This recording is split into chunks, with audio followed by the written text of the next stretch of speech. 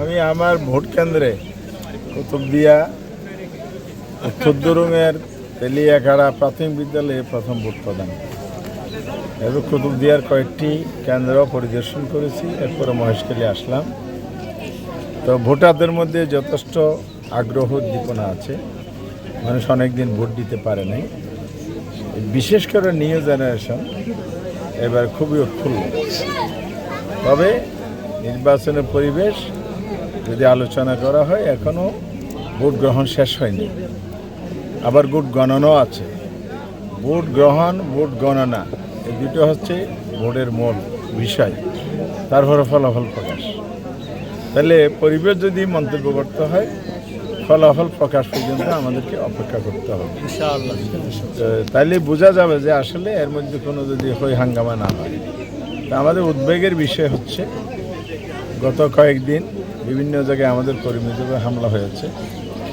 আজকে ভোট চলাকালে গোরখগড়া model high school, আদর্শ হাই স্কুল কেন্দ্রে ধানের শীষের একজন কর্মী বা নেতা, যাই বলি না কেন, তিনি আমাদের এজেন্ট, যে চিফ এজেন্ট জাকির হোসেন, তার মেয়েকে ফিজিক্যালি টর্চার করেছে। এবং উনি একসময় ভাইস চেয়ারম্যানে ছিলেন উঠিবেলা অধিবেশে, আপনারা তার নামও জানেন, আমি আর নাম বলতে চাই না।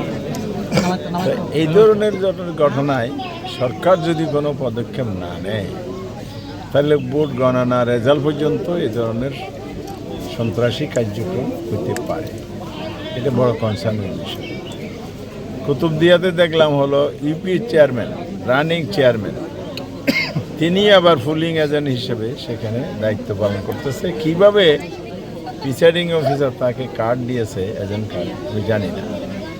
যৌক্তিকভাবে যদি বিবেচনা না হয়, তাহলে এই ধরনের লোকেরা তো প্রভাব তৈরি করে ভোটারদের উপর ইনফ্লুয়েন্স তৈরি করার জন্য পরিকল্পিতভাবে এজেন্ট থেকেছে। কারণ আমরা কোথাও শুনি না যে এই পর্যায়ের জনপ্রতিনিধিরা এজেন্ট থাকে।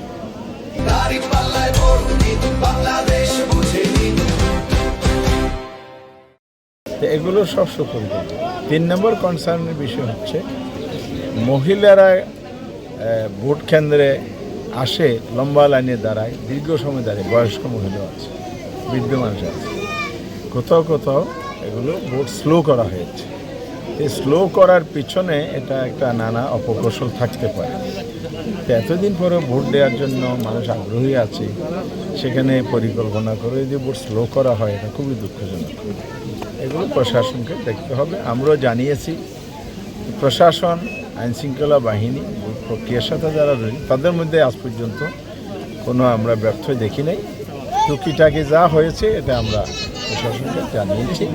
আমি আশাবাদী হতে পারি যতক্ষণ ভোটের টাইম শিডিউল আছে এর মধ্যে ভোট সমাপ্ত হবে, পরিবেশ শান্তিপূর্ণ থাকবে এই প্রত্যাশা রাখছি। এবার প্রশাসন যেন যথাযথ ভূমিকা পালন রাখে, সজাগ দৃষ্টি রাখে, ব্যর্থায় ঘটলে কঠোর পরিশ্রম।